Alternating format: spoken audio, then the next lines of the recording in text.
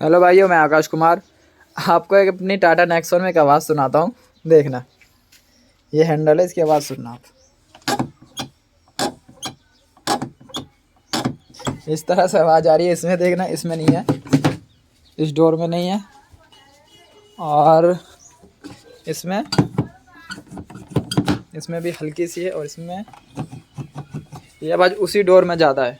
अब ये पता नहीं किस चीज़ की आवाज़ है। ये देखो।